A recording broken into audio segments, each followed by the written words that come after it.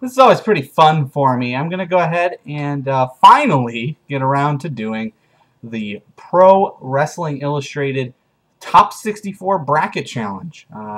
Just to kind of set things up, Pro Wrestling Illustrated every year puts out a list of the top 500 professional wrestlers around the world. And it's been a tradition for me and my partner X to think of as many cool, fun, interesting, hypothetical things that you can come up with when it comes to that list and what to do with it.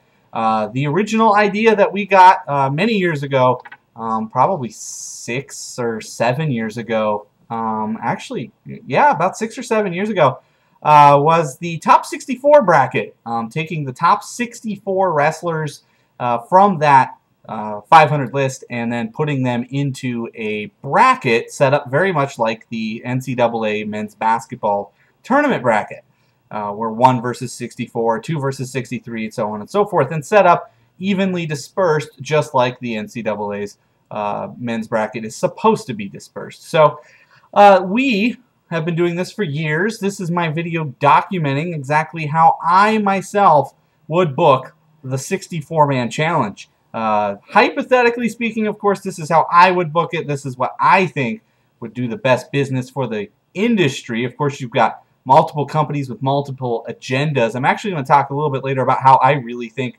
other companies would book this for those that are interested. But in this particular video, this is my opinions, what I think would be best for the 64-man tournament bracket for professional wrestlers. Just to go over the matchups, again, it's single elimination, head-to-head, and it's not reseed after each round. It's built just like the men's basketball tournament in college basketball, where the winner of 116 plays the winner of 8-9. It's no reseeding or anything like that. Tried to factor in, what would play out as the best storylines, what would give fans the best actual matches, and what are people really dying to see. And, you've always got to mix in upsets. Upsets have to be something that's part of a tournament like this. Any tournament where you're going to put 64 elements together, you're always going to see some surprises along the way, and I made sure to include some of those. Some people are going to be very surprised at some of the things that I actually included in this one. And then, of course, you've got to have, you've got to have some of the elements that are very important in wrestling, such as putting people over, who's on an upward trend, a downward trend, making sure the established stars show their dominance, making sure other established stars wind up being fodder to somebody else who's on their way up the card, factoring the fact that some people are tag team wrestlers, some people are singles wrestlers, big man, small man. You got all these elements that come into play when you take this top 64. Because what's so great about Pro Wrestling Illustrated is they go across the board, across every company, not just in America, but overseas as well. There's Japanese wrestlers, there's Mexican wrestlers in this particular bracket. So you've got all walks of life when it comes to wrestling, cruiserweights, heavyweights, tag team, all of that thrown in. And all those different elements, really.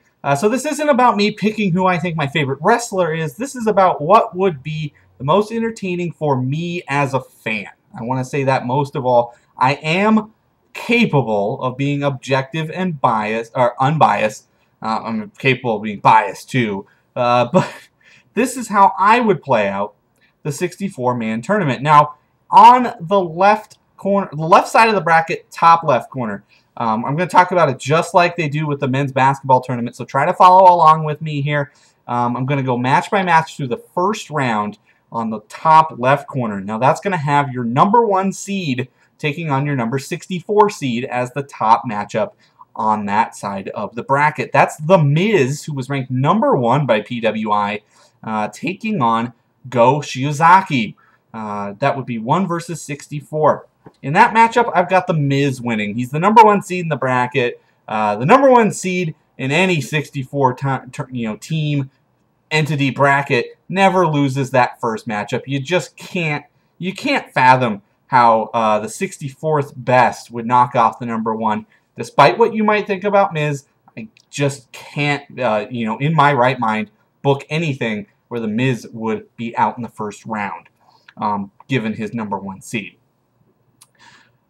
The next matchup on that side of the bracket, number 32 would take on number 33, and that would be Matt Morgan taking on Christian. Very interesting WWE versus TNA matchup. I've got Christian winning that matchup because he's got a lot more experience. He's accomplished a lot more in his career. Matt Morgan's always up and down. I think this matchup would play out where obviously both guys would take kind of a heel route. Matt Morgan, I think he would probably go into this match with a lot less fan favor than Christian, and I think Christian would play on that, but I still think Christian would cheat to win. That's kind of in his character right now, and I think he would go over Matt Morgan in a head-to-head matchup. The next matchup on that side, number 17 taking on number 48. That means Dolph Ziggler at number 17 would take on Chris Sabin from TNA and the Motor City Machine Guns. Now, in this particular matchup, I've got Chris Sabin winning this one. I don't see why you would put Ziggler over. Looking at the bigger picture, I'll kind of explain why. But, yeah, Chris Sabin, he deserves a push. He's an excellent wrestler, an excellent contributor, not just to the tag team division, but to TNA as a whole, really. He's one of their more stable pieces and more entertaining pieces. So I would put Sabin over. Then the next matchup is number 16 versus number 49. You've got Jeff Hardy at number 16 taking on number 49, Adam Pearce. Now, a lot of you may not have heard of Adam Pearce. He's been a mainstay on the independent scene for many years now. He's appeared in Ring of Honor, Full Impact Pro. Most notably, though, he's been the NWA champion a couple of times. He's kind of on his like one last ride tour, or I'm not quite sure what he's calling it right now, or if that actually is still running. Wish I could follow the indie scene a little bit better. But and then you've got Jeff Hardy, who everybody knows his situation. Quite frankly, I can't justify putting Jeff Hardy over a box of rocks at this point. So I actually have one of the first upsets of the tournament. I have Adam Pearce going over Jeff Hardy, and it felt really good doing. Then I have number 9 versus number 56. That's Eddie Edwards from Ring of Honor taking on D'Angelo Dinero of TNA. Dinero, where has this guy even gone? I actually personally love the gimmick, love his work, love his in-ring work, but there's just no way he stands toe-to-toe with Eddie Edwards at this point in their careers and picks up a win. So Eddie Edwards moves on, and there's more to that with the next matchup, because the winner of that matchup, Edwards, takes on the winner of number 24 and number 41. That's AJ Styles and Kojima from Japan. AJ Styles wins this one. That would set up Eddie Edwards and AJ Styles, a matchup I think everybody would love to see. Then you've got number 25, Davey Richards, taking on number 40, Bully Ray. Davey Richards would win this one pretty easily. Bully Ray, I think, was ranked rather high on the list. It was a weak year for a lot of wrestlers. Bully Ray making it into the top 64, just kind of a sign of the times. And I just don't see him being able to go toe-to-toe with a guy like Davey Richards for more than 5 to 10 minutes. And then you've got number 8 versus number 57 to close out that corner of the bracket. That would be Rey Mysterio versus Mark Henry, a match we've seen like 5,000 times. Rey Mysterio would win that one because Mark Henry, quite frankly, no one would want to see him win a match. So you move into the second round of that corner of the bracket. I'm just going to go corner by corner. The Miz would take on Christian in round 2. And yeah, I have Christian going over. Number 1 seed would make it out of the second round in this particular bracket. And I think it speaks to the Miz being number 1 and what that really means for pro wrestling. It also speaks to where Christian's at right now versus where Miz is at right now. And, a lot of other elements come into play when you're thinking about this particular match and what would be best for business. And I think Christian is the better product standing next to Miz, despite what the WWE might want you to believe. So I have Christian going over the number 1 seed in the second round. I think that's the earliest either X or I has ever eliminated the number 1 seed. In the next matchup, you've got Chris Sabin and Adam Pearce. And I actually have Chris Sabin going over in this one. Just for the fact that Sabin versus Christian, I think, would be a very entertaining matchup. I thought about putting Adam Pearce over. I thought it would be kind of funny to see him go, not just from upsetting somebody, but going through 2 rounds of the tournament.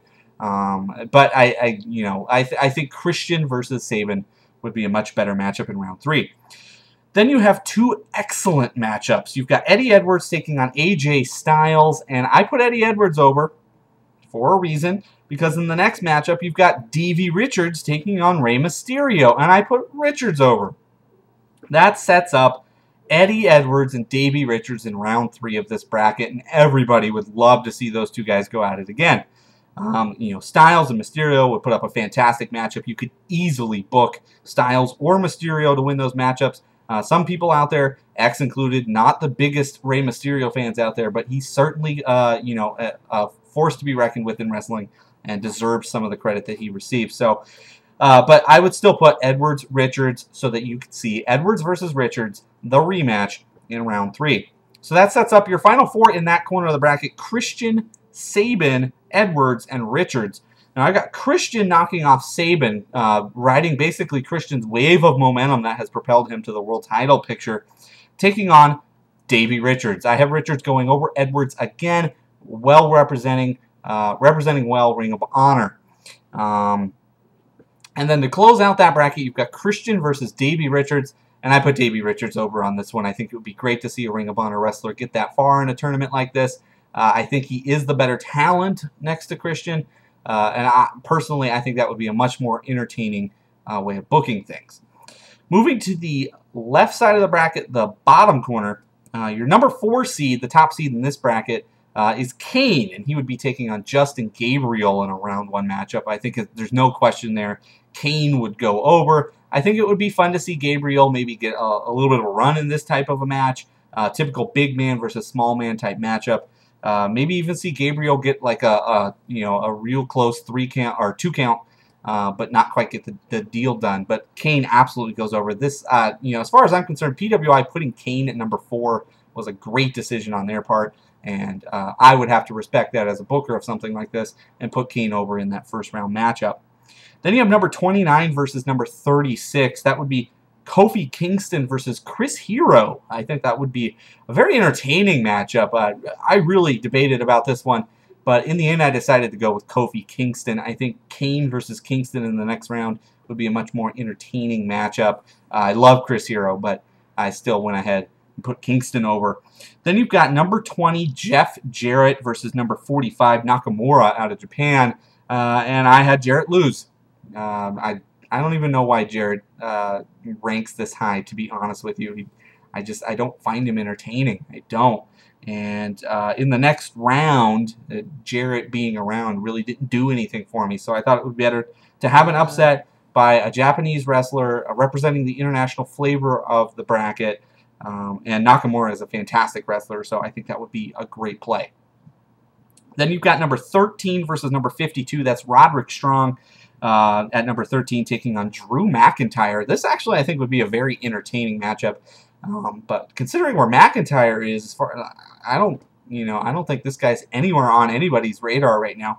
Roderick Strong goes over in that matchup, setting up Nakamura versus Strong in the next round, which I think would be an excellent matchup. And then you've got number 12, Sheamus, taking on number 53, Seth Rollins. Now, for those of you out there who know a little bit about Rollins, that's actually Tyler Black from Ring of Honor. So I think that made it even easier for me to put Rollins over Sheamus. It was a bit of a stretch, I totally admit that, but I feel like, he's going to be going places in the future, and this is the first opportunity to really put him over as what his new persona is going to be, and I think that would be just a fantastic thing to do for Rollins. And the other matchup in that section of the bracket, number 21, Sting would take on number 44, Claudio Castagnoli. I would love to put Castagnoli over in this matchup, but I don't really think I can justify it. I feel like Sting would have to win a match like that. It's a first-round matchup. Sting is probably the most legendary member of the 64 this season, so I would put Sting over in that matchup. Setting up an interesting young versus old, Sting versus Rollins in the next round. Then you've got a very intriguing corner to this bracket. You've got Dr. Wagner Jr. at number 28 taking on James Storm of Beer Money. I would actually have Wagner go over in this one again and representing the international flavor and getting a big win for the Mexican contingency. And then you've got number 5, Segura. I know I'm not pronouncing that right. Versus number 60, Abyss. Abyss at number 60 sets up, for me, a perfect opportunity to put over this Japanese guy that many people maybe wouldn't know a whole lot about going into a tournament like this. setting it up for him to basically decimate Abyss. I think that would be a great way to put the guy over and explain to people that this guy is the real deal, and Abyss has some overness in this country that would allow for him to propel off of that springboard out of a match like that. So, second round in that bracket, you've got Kane versus Kofi Kingston. I think Kane goes over. You've got to respect the guy. He gets through Kingston fairly easily. Then you've got Nakamura versus Roderick Strong. I booked Strong to go through that one. Technically, Nakamura was an upset anyway, and Roderick Strong still very big right now. Still riding a pretty solid wave of momentum. Also, he's got a lot of international experience. I think this would be a great way to showcase that for both men in that match, but I think Strong would be the better fit. Then you've got Sting versus Seth Rollins. Rollins coming in at number 53, Sting at number 21. I think Sting goes over. You've got to respect the guy and what he's done for the business. Rollins, while I do like putting him over in round 1, I don't think it's right to have him move multiple rounds through the tournament. He's not Tyler Black anymore. This guy, is a brand new character. You can't be putting him too far into a tournament like this. Then you've got Dr. Wagner Jr. taking on Segura. I've got Segura going over again. I think that would be a great showcase of Japan versus Mexico, the two different styles clashing.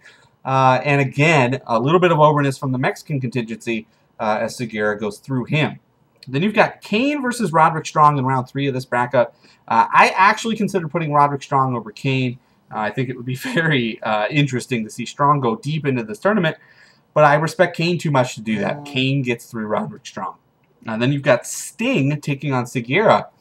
This is where I finally have Sting lose. I would actually have Segura go over Sting, again, promoting the international flavor of this tournament. Having a Japanese wrestler make it to the Elite 8 would be phenomenal for the tournament and really emphasize the fact that the people from other places really do matter in the world of wrestling. And aside from that, Sting, you're old, so just retire already, dear God.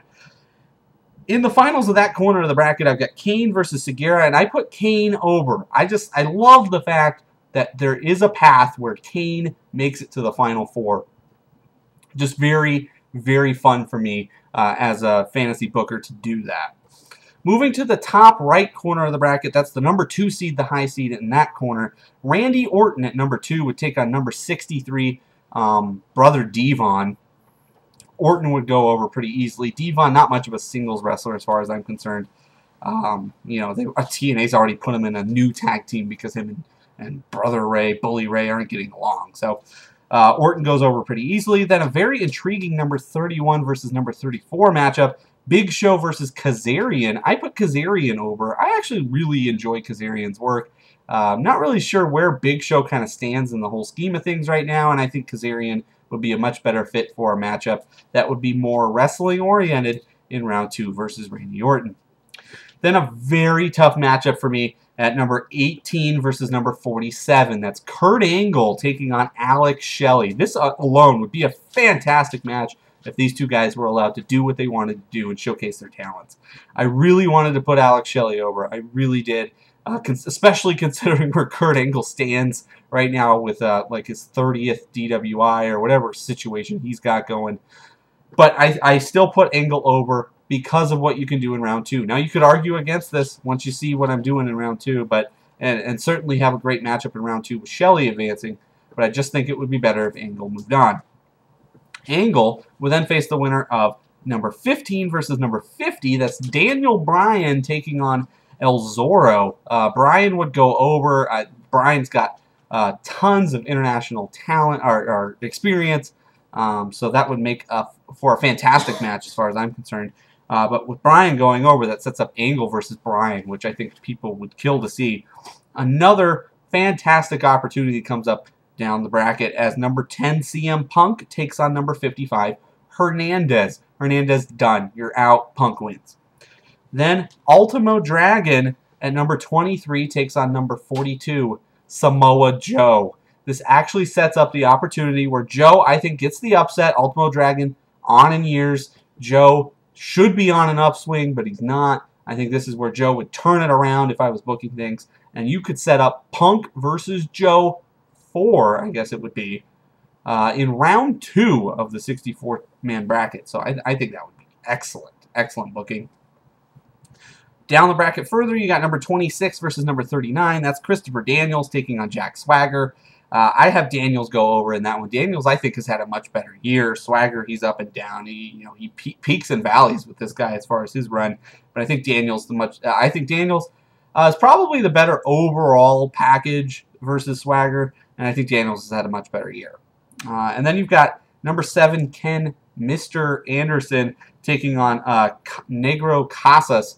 And I have Anderson going over in that one. I can't book an upset of Anderson in round 1. He's the highest TNA representative this year. So in round 2, you've got Randy Orton versus Kazarian. I put Orton over in that one. I think it would be a very underappreciated matchup, though. I think these two guys could probably put on a pretty good show, and I think Orton would go over in that. Then you've got Kurt Angle versus Daniel Bryan. I put Daniel Bryan over. Sorry, Kurt Angle. Get your life together. I don't have to respect you as much if you're going to be caught drinking and driving all the time, and I am going to factor that into my decision-making. So Daniel Bryan goes over in that matchup. Then you've got Punk versus Joe. Punk wins this one. He's just on such a wave of momentum. Feel bad for Joe. Would have loved to have booked him further into this one, but sorry, you ran into CM Punk too soon. And then you've got Christopher Daniels and Anderson. I put Anderson over in this one. I would love to see Daniels versus Punk, to be honest with you. I think that would actually probably even be a better matchup. But just the prospect of CM Punk taking on TNA's top person, for me, was much more intriguing booking this. So in the third round of this corner, you've got Randy Orton versus Daniel Bryan. I put over Daniel Bryan because I want Daniel Bryan versus CM Punk in round 4. And Punk easily goes over Anderson, humiliates Anderson in the process. I think they would have a great war of words, though, on the microphone, if I do say so myself. But the final matchup in that corner of the bracket, Daniel Bryan and CM Punk. I got CM Punk going over and advancing to the final 4. But you could feel it watching the broadcast and in the arena for the Royal Rumble back in January, how much people really want to see Daniel Bryan versus CM Punk and have been dying for it to actually happen. This is where you would finally get that, and I think Punk would rightfully go over at this point in time. The fourth corner of the bracket, John Cena, the highest seed in that corner, number 3. He would take on Douglas Williams at number 62. A lot of people would love to see John Cena fight a guy like Douglas Williams, a guy who's a true traditional wrestler with tons of in-ring skill, a real mat technician who has the elements to go elsewhere with his game. But you just don't book him over John Cena. That would be ridiculous. John Cena wins in round 1. Then probably my toughest decision throughout the entire bracket, number 30, Robert Roode would take on number 35, Cody Rhodes. I actually booked Robert Roode to go over in this one. I know my buddy X is going to be really pissed about that. But I felt like Robert Roode versus John Cena would actually be a better matchup. So that's what my thinking was going into that. And I've always had kind of a appreciation for Robert Roode's work in a tag team. I love Cody Rhodes' gimmick right now, but I think Rhodes versus Cena just wouldn't do a whole lot for me right now. So that's why I have Roode going over in that one, basically to be Cena's fodder. And then in the next matchup down, I've got Wade Barrett taking on El Generico. Sorry, Barrett, you get upset. El Generico beats Barrett and moves on. Then you've got number 14, Sawama, taking on number 51, R-Truth. Sawama would win, again, that international flavor. It sets up a very fun international friendly between El Generico and Sawama in round 2. Then you've got RVD at number 11, taking on Makabe from Japan at number 54. RVD would go over in this one. I think these two would have an excellent matchup. Again, RVD, tons of international experience. That would be very entertaining. Then you've got Tanahashi, who's dropped to number 22, taking on Sin Cara, one of the biggest lightning rods in wrestling right now, at number 43. I have Tanahashi going over. Sin Cara can't get his stuff together. Who knows who'd even be playing Sin Cara in something like this. Tanahashi goes over. John Morrison versus Ricky Banderas. That would be number 27 versus number 38. I picked an upset. I love John Morrison, but I think Ricky Banderas would be the better fit because of who he would face in round 2. I love the upset. And Morrison, technically he's wrestling injured. I would probably want to factor that into the story with Banderas going over. He would face the winner of number 6, Alberto Del Rio, versus number 59, Gunner. I think Gunner is crap. Del Rio would win this one in dominating fashion by breaking both of Gunner's arms. And then you would have Del Rio versus Banderas, a fun lucha libre Mexican-style match in round 2 that I think would be a great treat for wrestling fans. Again, putting over the international flavor of the tournament. Moving to round 2, John Cena would take on Robert Roode. Cena wins that one. El Generico versus Sawama in one of the more unique round 2 matchups. I put Sawama over in this one. But you really could have gone either way, as far as I'm concerned. Then you've got Rob Van Dam taking on Tanahashi. Again, another matchup you probably could go either way with, but I went ahead and put over Rob Van Dam because I would actually really like to see Rob Van Dam versus Alberto Del Rio. Call me crazy, but I think that would be a pretty fun matchup. And Del Rio, I think, would easily get by Banderas. At this point, you put Del Rio over pretty significantly over in 2 matchups, so I think that would be great for Del Rio's momentum moving forward in this corner of the bracket. John Cena would take on Sawama in the 3rd round matchup. Cena would win that one. That would be giving him wins over 2 TNA guys and then a Japanese guy. So Cena's path to the Elite 8 at this point, pretty easy as far as I'm concerned. But that's just the that's just the way the dice, the chips, whatever you may, fell for Cena in booking that. And then RVD would take on Alberto Del Rio on the other side. And I put Del Rio over. I think he's got a ton of momentum this year. I feel like Cena versus Del Rio, I think those two are going to work well together, not just in the WWE legitimately, but I think they would work well together in a tournament matchup like this. So the final in that corner of the bracket, John Cena would take on Alberto Del Rio. I have John Cena going over in that one and advancing to the Final 4. Again, you've got to respect the fact, that number 1 seeds are number 1 seeds for a reason. John Cena being a number 1 seed in that corner of the bracket, I think would honestly cruise to the Final 4, very much like Duke does in the men's basketball tournament every year in the college bracket.